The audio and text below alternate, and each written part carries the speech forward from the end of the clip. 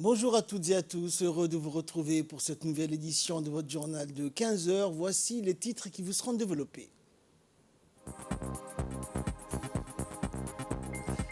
Atelier de renforcement des capacités au profit des ingénieurs, un atelier organisé avec le ministère de l'Énergie et des représentants de l'AIEA.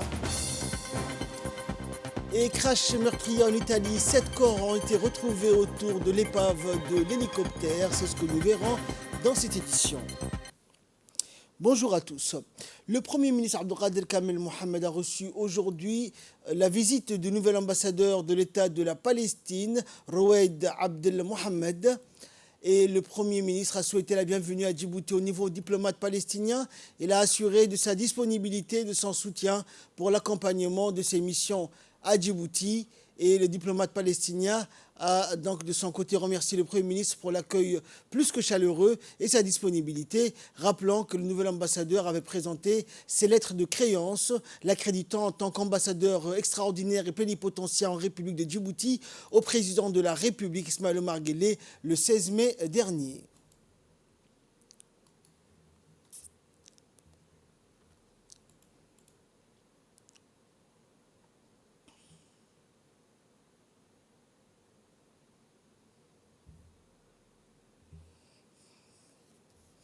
Sous l'égide du ministre de l'Énergie chargé des ressources naturelles, Younis Ali Gueddi, avec l'appui technique et financier de l'Agence internationale de l'énergie atomique, l'AIEA, un atelier de renforcement des capacités au profit des ingénieurs du département a été donc lancé aujourd'hui au Palais du Peuple avec pour thème pour une planification énergétique durable. En effet, cet atelier qui instruira les ingénieurs des différentes directions du ministère, la direction de l'énergie, des hydrocarbures, de la maîtrise et de l'efficacité énergétique, durant les 5 prochains jours, notamment sur la planification énergétique durable, sera animé par un expert de l'AIEA, Abdelmounem Chentouf.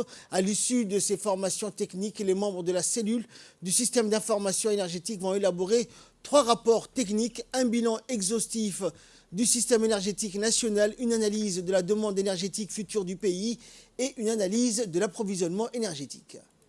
Pétrole brut et les produits pétroliers.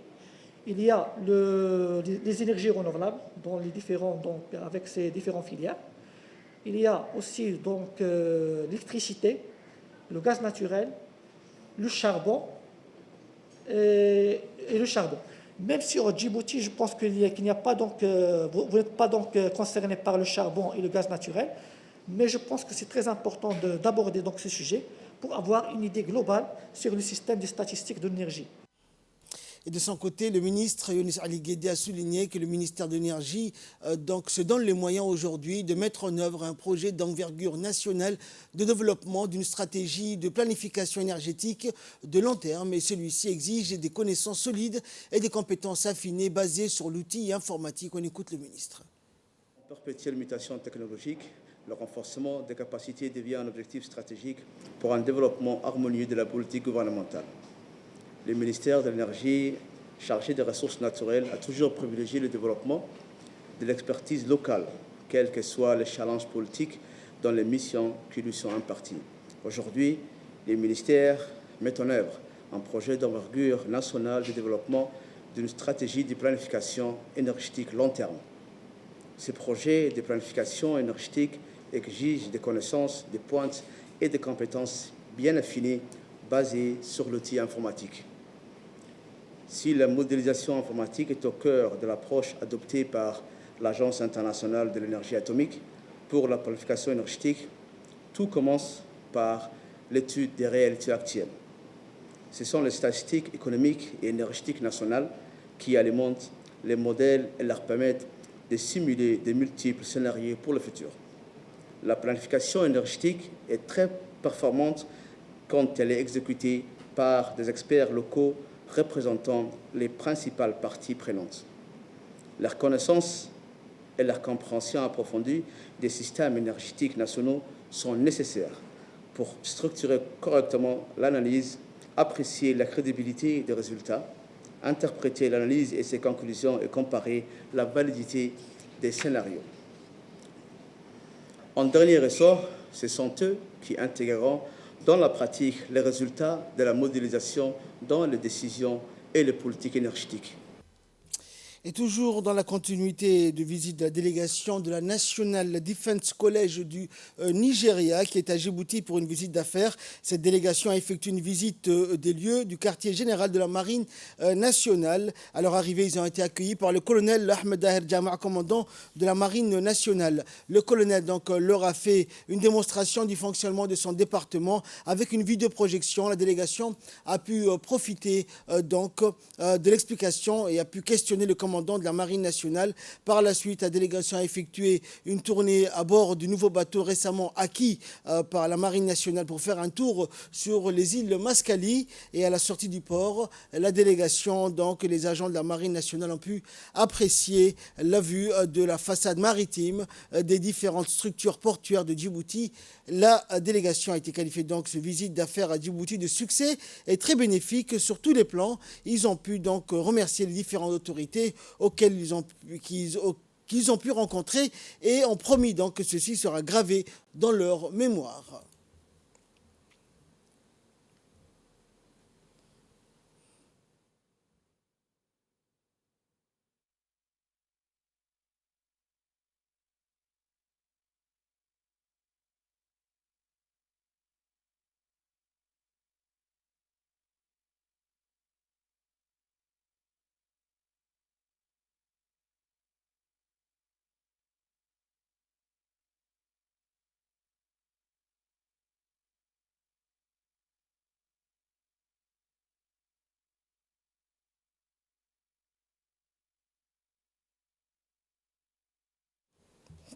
Dans l'actualité également, à l'instar de la République de Djibouti, les bataillons Hill 8 et Hill 9, déployés respectivement à Djalalarsi et Baladouine, ont célébré donc dans la joie et la bonne humeur, tout en garantissant une sécurité à haut niveau dans la journée du lundi 6 juin dernier, le 45e anniversaire de la création des forces armées djiboutiennes. Rappelant que ces deux bataillons, forts de 2000 hommes et femmes, opèrent dans le cadre de l'instauration d'une paix durable en Somalie sous la bannière ATMIS. Malgré leur mission difficile, ces deux bataillons ont tenu à célébrer dans la joie et l'allégresse ce 45e anniversaire des FAD. Cette cérémonie haute en couleur s'est résumée à une prise d'armes suivie d'un défilé militaire à pied. Ainsi, c'est le chef du bataillon Hill 9, le lieutenant-colonel Ahmed Mohamed, qui a effectué la traditionnelle revue des troupes. Le lieutenant-colonel Ahmed Mohamed a d'abord voulu rendu les honneurs au drapeau où l'hymne national a retenti avec une émotion particulière. Écoutons un extrait de l'hymne national.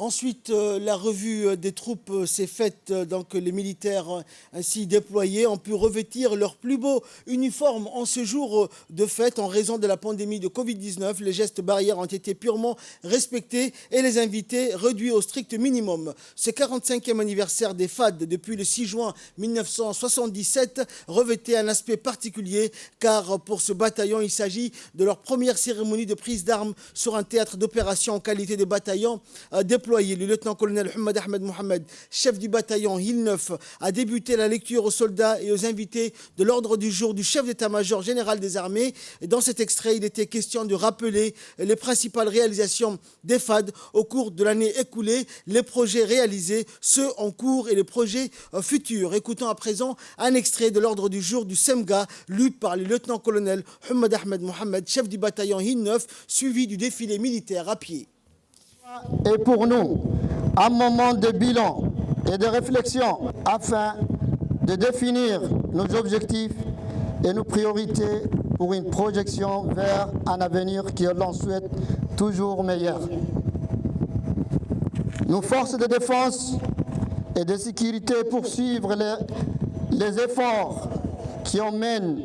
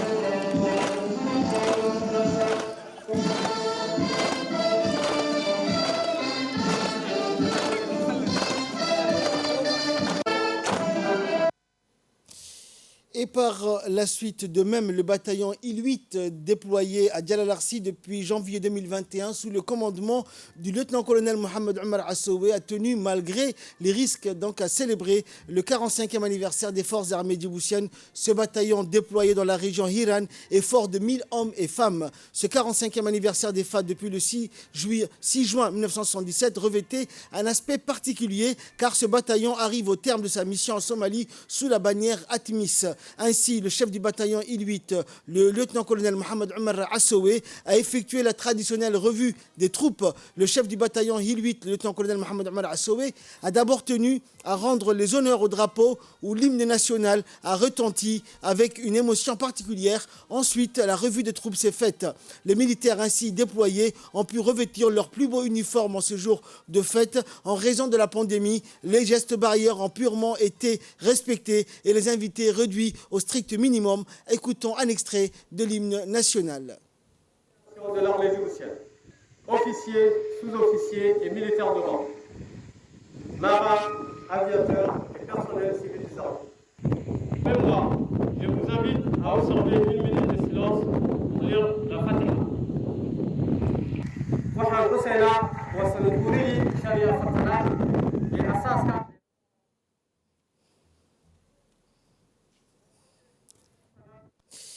Et toujours dans le cadre de la célébration du 6 juin, le détachement de Boule-le-Bourdé sous le commandement du commandant Eleya Abdi Omar n'a pas manqué également de commémorer le 45e anniversaire de la création des forces armées djiboutiennes. Force est de constater que malgré les risques d'attaque réelle de la milice Al-Shabaab, cette cérémonie s'est déroulée dans de bonnes conditions. On prit part à ces festivités le chef du district de Boule-le-Bourdé, les chefs coutumiers, l'administration locale et les réfugiés organisés en grande pompe. Le commandant Eleya Abdi Omar a d'abord effectué la revue des troupes et rendu les hommages et les honneurs au drapeau national. Ainsi, l'hymne national a retenti et notre drapeau hissé aux côtés du drapeau de notre pays frère, la Somalie, et celui de l'ATMIS. Le commandant Eleya Abdi Omar, chef du détachement de Boule-le-Bourdé, a débuté donc la lecture aux soldats et aux invités de l'ordre du jour du chef d'état-major général des armées.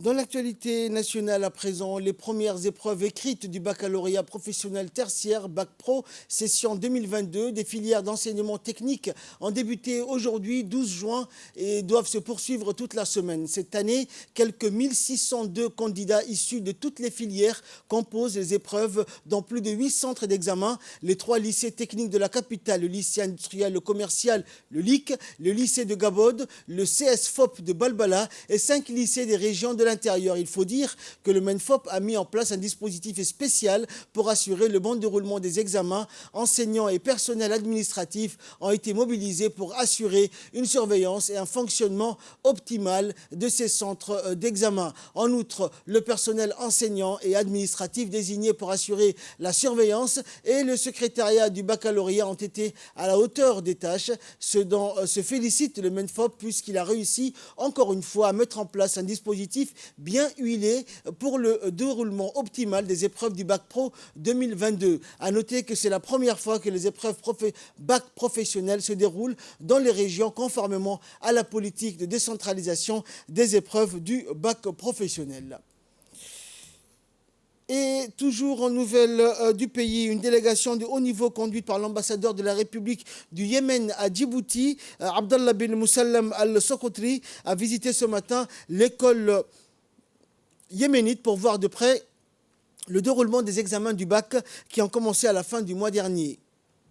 La délégation comprenait le président du corps fondateur de l'école, Al-Hajj Abdurrahman Ahmed Taha, l'assistante du secrétaire général du ministère de l'Éducation nationale et de la formation professionnelle et en outre un certain nombre de commerçants soutenant cet établissement scolaire. Au début de la visite, la délégation a rencontré donc le directeur de l'école et l'envoyé du ministère yéménite de l'Éducation supervisant les examens. Et par la suite, où ils ont passé en revue les progrès réalisés par l'école yéménite depuis sa création en 1991, ainsi que le service éducatif qu'elle offre à la population du pays et aux réfugiés yéménites. Et de là, nous passons donc à l'actualité internationale. Crash meurtrier en Italie. 7 corps ont été retrouvés autour de l'épave de l'hélicoptère. Les sauveteurs italiens ont retrouvé les corps sans vie des 7 passagers de l'hélicoptère qui avaient disparu jeudi dans la zone montagneuse de la région de Modène. Les conditions climatiques difficiles pourraient être à l'origine du drame. Un randonneur a mis les secours sur la piste de l'épave qui se trouvait à 10 km du dernier point GPS laissé par un des téléphones portables des victimes. Et nous finissons en sport, en NBA, notamment finale de la NBA. Golden State égalise à 2-2 face à Boston. C'est un duel au sommet qui a ravi tous les fans de basket. Une finale de la NBA entre les Boston Celtics et les Warriors de San Francisco, portée par Stephen Curry au sommet de sa forme. En 4 rencontres, il permet à son équipe de remporter le match 107 points à 97. Les Golden State Warriors accueilleront la 5e rencontre de cette finale lundi prochain et pourraient ainsi conserver également l'avantage du terrain lors d'un 7e match si nécessaire. C'est la fin de cette édition. Merci de l'avoir suivi. Excellent après-midi sur Télé Djibouti.